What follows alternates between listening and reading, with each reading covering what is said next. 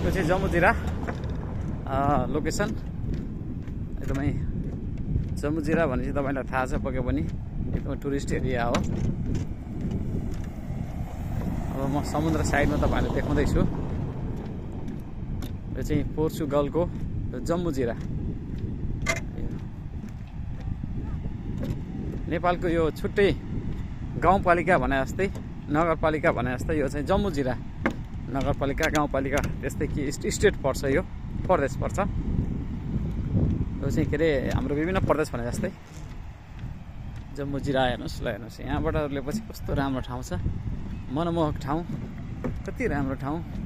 माथि होटलहरू छन् है।